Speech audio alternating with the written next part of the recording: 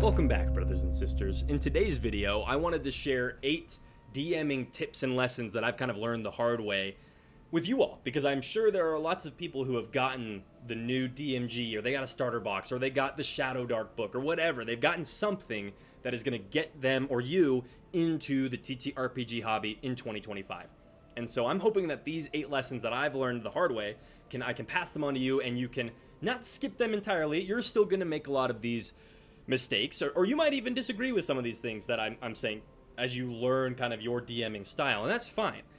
All I want to do here is get you off on a strong foot so that you don't run your first session and kind of leave thinking, I botched it. Like, I had this, my players they don't really want to play again, or, I could have done so much better. I wish I would have done that, or I don't even really know what I'm doing. I just kind of winged it, and I don't even know how to feel about it. I just want to help you avoid all of those things. So, let's jump into my list and let us pray. Number 1, as the Dungeon Master, you can build your entire world inside its dungeons, not atop the endless landscapes that hide them. That is very common right now in RPGs and the world-building Dungeon Master hobby to want to build your world, and that is fine. But you've heard this advice probably before, some of you who are already in this hobby, but if you're brand new, you'll hear it a lot of like, you just need a starting town. You just need a starting region. This map behind me over here is from the Dragonbane starter box. And it's this awesome, beautiful region map of this kind of mountain enclosed area with a river, a couple forests, there's a town, and a bunch of different points of interest. And that's for the starter box. And that was made by a team of artists and professional writers. Not you and not me, right? We are not those people. We are just hobbyists. And so I am, frankly, kind of coming back to what Dungeons & Dragons was when it first started. It's just dungeon crawling, right? You can do so much of your world building inside your dungeons. An example would be like, let's say instead of building the Kingdom of Rohan, right? You want to have this huge, you want to have this big, cool civilization of horse riders, and they have these awesome helmets that have all kinds of cool horse iconography. They fight with big hammers that are like horse hoofs or whatever. They ride on their horses, things like that. How much time would it take you to actually map out and make notes for that entire localized region or kingdom? Probably more time than you have or want to invest. But instead, what if you just built a dungeon that was where 100 of the most renowned horse knights of this kingdom or whatever were entombed, and when the players arrive, it's not just like this stone cliff face with a door in it, but instead there are these golden gemstone set horse, not a stable, what's the thing that horses get tied up on, like when you take the reins and you, like in a western, when they arrive and they want to just head into the saloon, they kind of throw the bridle around, whatever that thing is.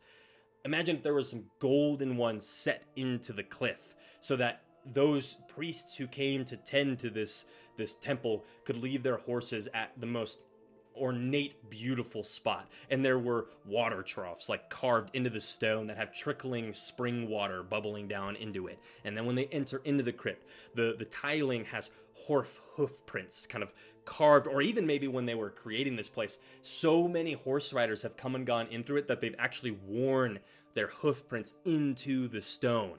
In the walls, you've got etchings of horse riders kind of charging down into the crypt, and the further down you get, the more skeletal maybe the horses and the riders become. And there are etchings that describe how each knight fell. That just little examples right there of how you can convey a culture and a world in a dungeon without needing to take all of the time it would take to create that kingdom. And there is nothing wrong with running a campaign that is just a dungeon one shot to a dungeon one shot to a dungeon one shot. Your campaign does not need to be Breath of the Wild, Legend of Zelda, open world sandbox. The players have to walk everywhere. They interact with every NPC in every town.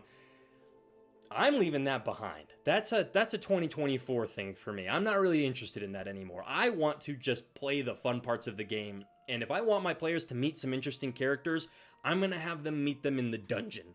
9 times out of 10, right? So that's tip number 1. You can build a world in a dungeon. You don't need to build everything that's up on the surface that your players have to trek across to get to the next interesting thing, right? Let's go to point number 2. As the dungeon master, there's a play cycle I've kind of fallen into and fallen in love with, and this is advice that I've mostly gotten from Runehammer, but you will get a lot more done and have a lot more fun every session if you follow this play cycle. Step 1, vividly describe or set up the scene. This is right at the beginning of the session, and this is every time something new is happening. Every time there's an encounter that comes up, you need to introduce that in as cool and as vivid a way as possible. Then, step 2, clarify the acting player's intention with their turn, not just their action.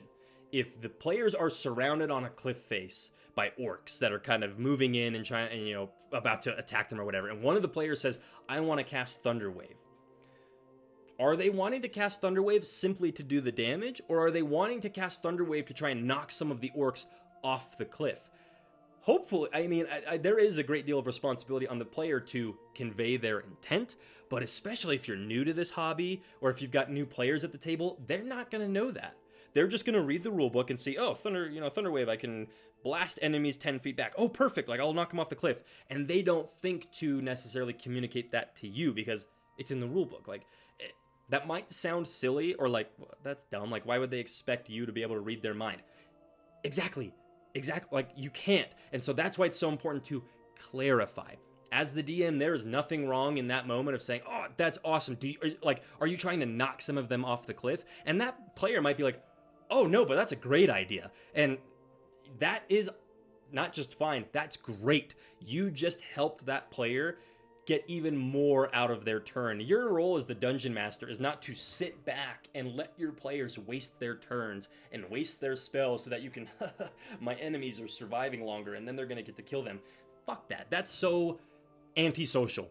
That is not the point of the game. The point of the game is to tell a cool story, and you as the dungeon master can help with that by making sure you know what your players are trying to accomplish specifically. So once you know that, you can go to step 3, and that is where you call for a fair check or a save. In the example I just gave, there's not really a check that's called for, right? The Thunderwave spell is forcing a save from the enemies. But let's say maybe instead that player was thinking, I want to try and shoot an arrow with a rope across this cliff so that we can try and, you know, run across that. That's a terrible plan now that I'm thinking about it, because the orcs will just cut the rope and then you'll fall to your death. But let's just say the orcs are kind of maybe, they're closing in, right? And you have one round. Everybody has one turn to do something before the orcs get here. And that player wants to shoot the arrow and make a little bridge. Great. That doesn't sound too hard. Give me a DC 14 dex check. That's probably what I would have that be, to shoot an arrow into the far side of this ravine or this shallow, narrow cliff or whatever. So, and that's the easiest part. That's the easiest part of this whole thing, is just calling for the check. Then once they roll their dice and they tell you what they got, you go to step 4, which is vividly describe the consequences of their success or their failure. One of the biggest sins I think you could commit as a dungeon master is just giving them a DC, having them roll it, they tell you what it is, and then you just say, oh, cool, you get it. You make the rope bridge. Or I attack the orc and I roll a 16 to hit and I do 8 damage. Okay, cool, they've got 4 hit points left or whatever. That's a fucking snooze fest. That is so boring. If I wanted to just do math equations, I would do that by myself. And that is a big complaint I have with the new 2024 DMG, is in their example of play, it's just people doing math. It's just people saying the number they rolled and kind of just moving on to the next thing. Don't do that. Take advantage of every roll, because every roll is an opportunity to make your players feel badass and make their characters come to life in a way that the players envisioned them being, right? Let's go back to our example of orcs closing in and the wizard wants to cast Thunderwave to knock some of these orcs off of the cliff. It's not just you cast Thunderwave, there's a clap of thunder and the orcs go flying back with a cloud of dust. I mean, that's fine. That's a little generic though. What if instead, as the wizard kind of thrusts their hands forward, this mini dust devil kind of build up around them, and as they put their hands out, it kind of funneled through their hands and picked up all of this earth and tumbleweeds and sticks, and even ripped some cactuses out of the ground to make a miniature air elemental that looked like this big boar, just thinking kind of desert vibes, right? This bristly backed boar, and the bristles are all cactus spines and things, and that's what runs and kind of just explodes into the orcs, and it's literally like this boar kind of picking them up with its tusks and throwing them over the edge before it kind of blows away in the wind. So much cooler, right? Such a better description. And that there's kind of a caveat here of you might have players who like to describe their own actions and what their magic looks like, but a lot of the times you won't. Players don't. I have players who don't like being in that spotlight. They don't like the creative pressure. They like playing their role, but it is totally fine for those players to kind of look to you as the DM for a cool description. That's my favorite part about DMing, is the description. So once you have vividly described the consequence, or and a consequence can be good or bad, right? Once you've described that, you can move on to shifting to the next player. That's step 5. You move the spotlight. Easiest way to do that, and this is straight from Runehammer, great advice that I got from him, is you just quickly re-describe what just happened, not in as much detail, right? But you know, as after the wizard just did that and you're moving to the bard's character, you say, you just saw your wizard companion conjure this giant boar from the desert around them and thrust it out into the winds and knock these orcs off the cliff. There's only 3 left. What do you want to do? A couple seconds of description, sure, that does eat into session time, and that can maybe add up in the long term, but I think it's time well spent, because you are reminding everybody of how cool that thing was that happened, and making it clear that it is now this player's turn, and it is their opportunity to do something just as cool. And then step 6 is you just repeat. That's my play cycle. If you just stick to that, you're going to get so much more done and have so much more fun, because everybody is going to be knowing on their turn kind of what to expect. You're going to describe the scene. They're going to tell you what they want to do. They're going to attempt it. You describe how cool it is. Boom. Bada bing, bada boom. Done, right? So, wow, voice crack. Stick to that cycle, and I think you'll have a lot of fun. Idea or tip number 3, as the Dungeon Master, prepping a spotlight moment for each character every session will keep your players coming back a lot longer than meticulously built dungeons or encounters ever will. This is a tip that I picked up from Sly Flourish's Lazy Dungeon Master Prep. I think his step 1 is review the characters, and how he described it was just like, make sure you know what's kind of going on in their backstories. Make sure you know, like, what are their abilities? What are the things that they are, what are their goals, right? And I'm not trying to take credit for this at all, but I would just kind of add into that it's not enough to just think about it in your head of like, oh yeah, that was that character, that's that their character, that's this character. Every session you should be making sure you plan a little something to progress that character's narrative. An actionable thing you can have happen in the session to put that character in the spotlight and say like, hey, I'm your dungeon master and I've got you, right? I remembered the thing you told me about your backstory, how you wanted that to come up, and guess what? A carrier just arrived with a letter, a mysterious letter from your father, who has not spoken to you since you were banished from the kingdom. Wonder what that's all about, right? And that's just a few seconds of a description, and the player might say like, I just tuck it away quickly, I don't even open it. Or they might want to open it right then, and that leads the whole party off on this whole different adventure, but that's fine. That's what Dungeons & Dragons is all about. Pitching your characters cool scenes and things that are happening in the world and letting them decide how to respond to it. And a really easy way to do this, and maybe a better way to, maybe should have led with this as an example, is leveling up. Every time your party reaches a level up, that is a perfect opportunity to give every character this spotlight moment to describe or narrate how they get their new abilities.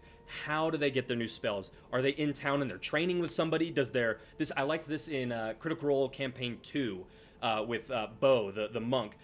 They would have their master or whatever, their trainer or whoever, would kind of show up mysteriously, right? They would just happen to be in the same area, and then they would go off to do some training, and the monk master would beat the shit out of Bo and kind of be like, and that's how you do that. And then they'd be like, oh, okay, well, now I'm going to do that to somebody else, right? I'm going to do that to the bad guys in the future. Those little moments are, frankly, I think, why your players are showing up. Yes, it is fun to show up and be in some fights and kill things and get treasure and all those things, but at the end of the day, I think most players are showing up because they want to see their character brought to life. And there's only so much a player can do to bring their character to life without your help. And this is how you help. Plan those little moments for them, okay? Tip number 4, as the Dungeon Master, your players, this one's a little spicy. Your players want to be told what to do and where to go. They just don't want to be told how they go about doing those things, right? And this is in the realm of railroading, right? And everybody's probably heard, like, you don't want to railroad. Railroad's terrible. It sucks all the fun. It's the cardinal sin you can commit as a dungeon master. Well, I kind of disagree. I think that railroading is what keeps the narrative going. Let me describe a scenario and tell me if this sounds familiar. You have your players kind of arriving at a new location. Let's just say it's a town. And when they arrive, you kind of give them a little bit of backstory about the town, and then you look and say, what do you want to do? Right? Because that's what Dungeons & Dragons is. You're letting your players decide what they want to do. But 9 times out of 10 in that situation, I have my players staring back at me like this. I don't know. What can I do? That, if you hear that question asked at your table, that's how you know this is a step you should, or this is a tip you should integrate into your sessions. If your players are saying, like, I don't really know what I want to do, then that means they don't have a clear enough idea of their options. And let's go back to that example of arriving at a town and kind of rephrase it. What if when the players arrived at town, instead of just giving them a little backstory about this location, you say, you know, let's assume it's kind of getting close to the evening. The sun is starting to set, right? You say, you can hear a bit of minstrel's music playing from the inn. It seems pretty lively over there, in fact. And you might have even heard just like the sound of a bottle shattering against a wall, or maybe they even see a bottle shatter against a window, or something gets thrown out of a window, right? Very rowdy. And then as you're kind of getting into town, you see two kind of strange looking figures kind of duck into an alleyway as soon as they spot you, and you can't see them anymore. And then there are locals. There are still a few folks kind of out getting to the market before it closes down for the day. What do you want to do? In that quick description that took just as much time as it would have to give the backstory of this location, you've given your players 3 points of interest in this settlement to interact with.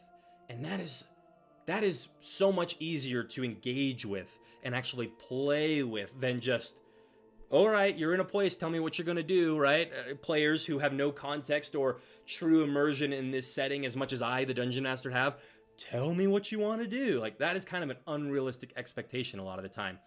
In combat, this happens all the time in combat. You're constantly describing where the enemies are. You're kind of pointing out the levers that can be pulled to open the portcullis or to open a trap door. You're describing the bubbling lava that is starting to fill the room, right? All of those are just doing the same thing. You are giving your players clear options of what they can do. You're not telling them, though, how they have to do that or when they even have to do it, right? You're just saying, this is a thing that needs to be taken care of at some point, or this is a thing that can be interacted with. You don't have to, but you certainly can. And to just kind of sum up this with this point, because I could see a lot of people still maybe are wanting to make the case of like, well, that's railroading. You're putting your characters in your funnel of the story. Maybe, but think of any video game you've ever played. If you just dropped into Breath of the Wild and it didn't tell you anything, there were no points of interest that popped up on your map, it didn't give you a primary objective, how the hell would you get to the end and fight Ganondorf?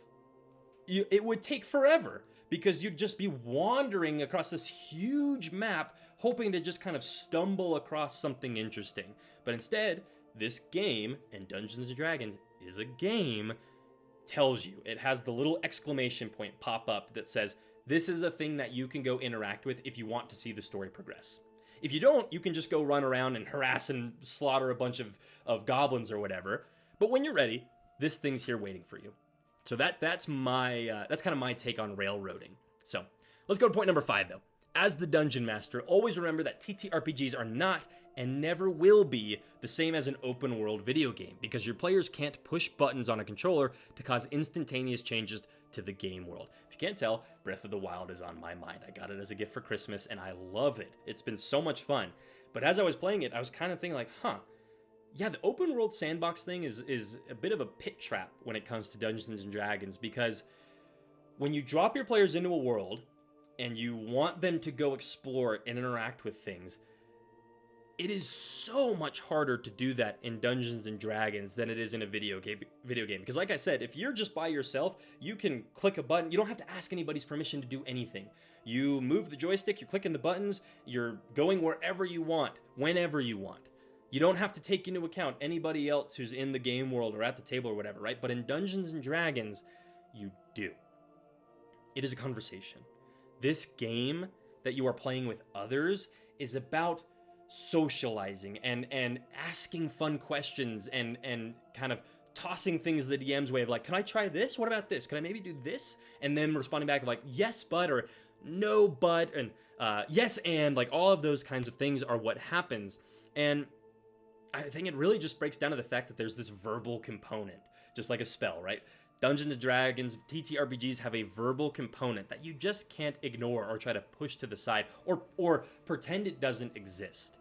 If you go into your sessions of D&D and you're wanting it to be this breakneck pace of characters just doing these awesome actions all the time and just moving everything forward really quickly, I hate to break it to you, but that's probably not going to happen, because you have to talk to your players and you should enjoy that. That is the fun part. If you didn't want to talk to the players, if you didn't want to have all of that conversation, then go play Breath of the Wild. But when that gets a little stale, or when it's Thursday night and D&D's coming up, remember and get in the mindset of, I get to talk to my friends. I get to have a lot of fun conversations about ridiculous, silly things in this made-up fantasy world with them.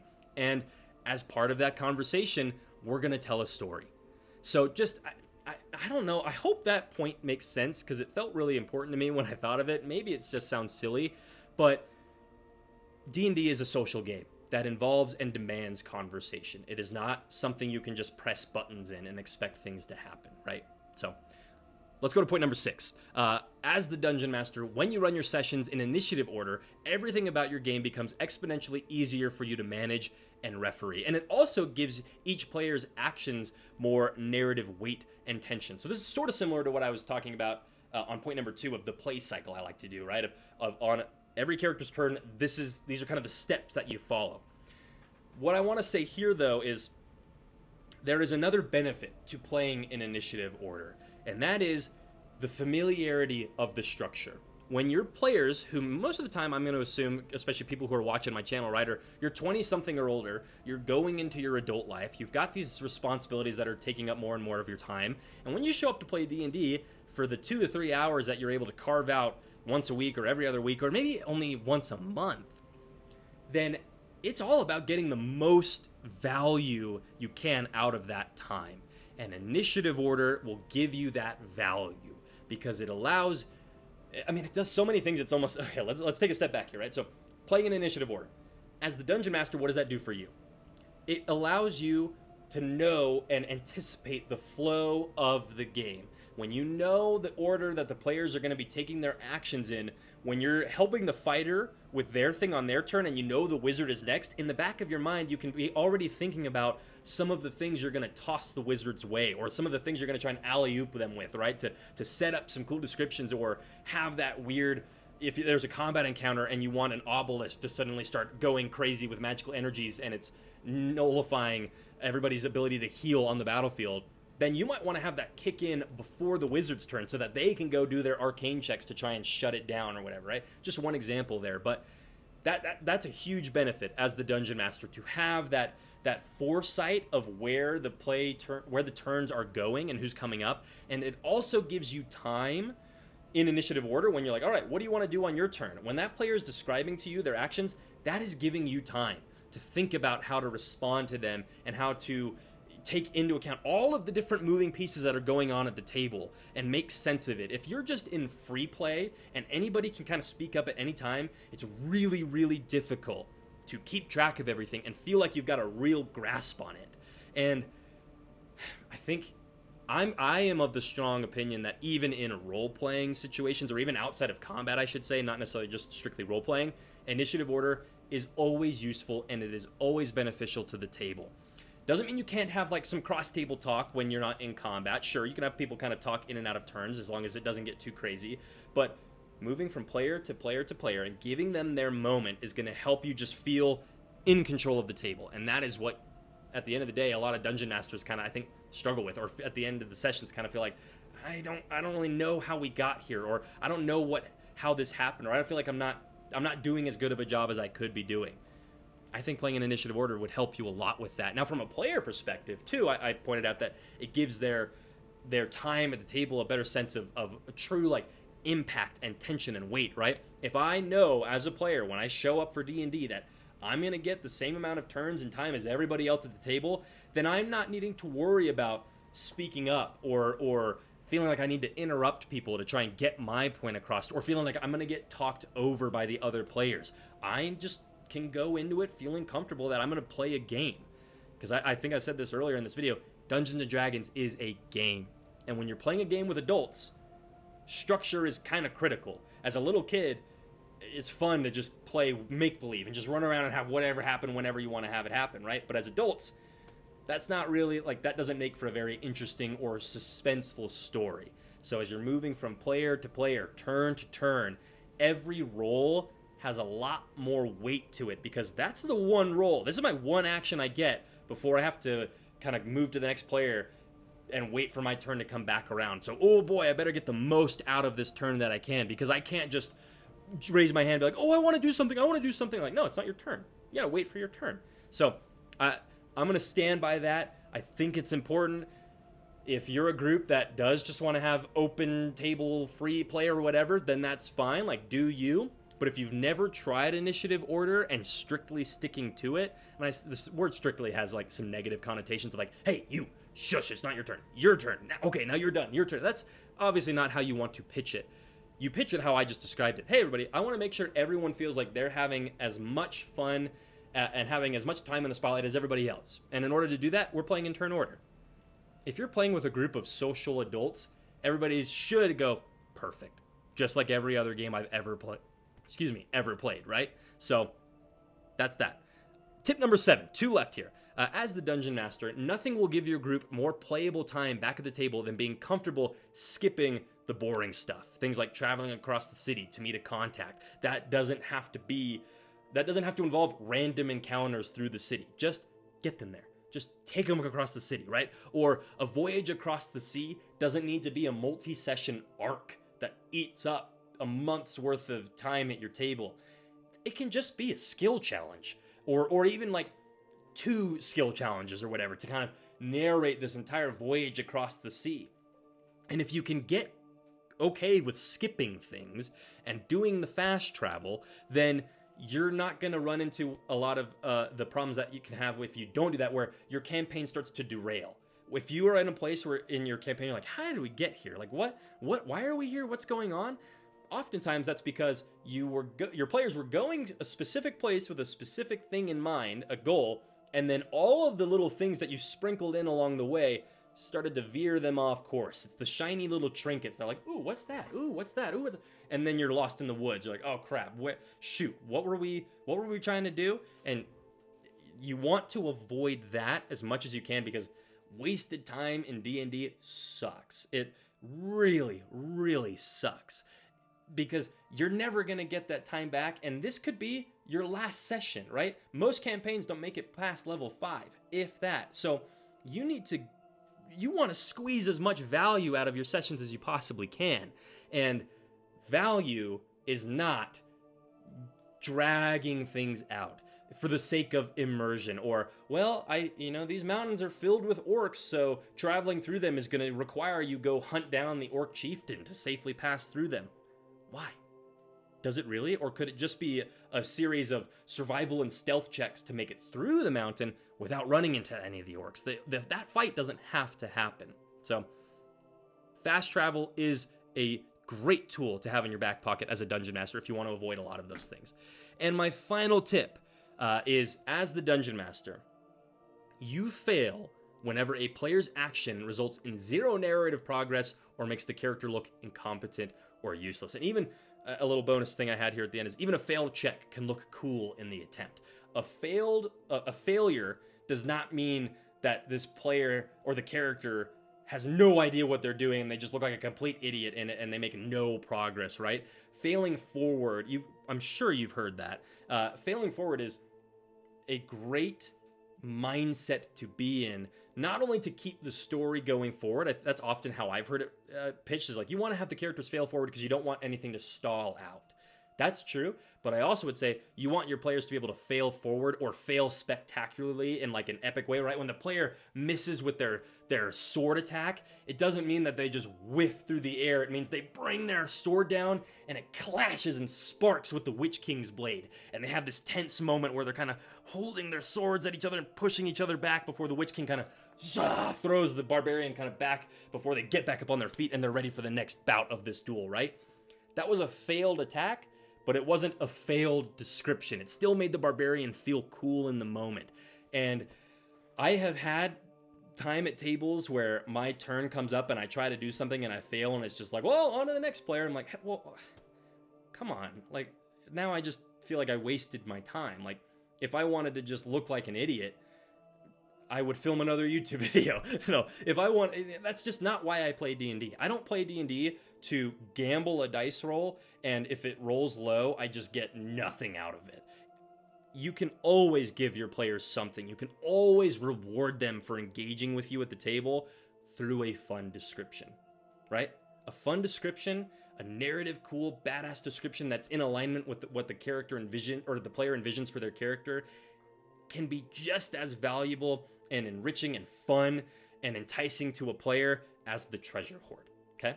So those are my 8 tips. Those are the things that I have learned over my decade in DMing that I hope will help you in your upcoming journey into Dungeons and Dragons. I would love to hear from you down in the comments, like what campaign or what system are you starting up? Do you have questions that I can help answer? Are there things that you're still uncertain of after I kind of gave you these tips that you would like me to maybe talk about in a future video, or even just give you an answer in the comments? Leave all of that down below. Also, if you wouldn't mind leaving a like, right? Pay your tithing. That helps the channel a lot.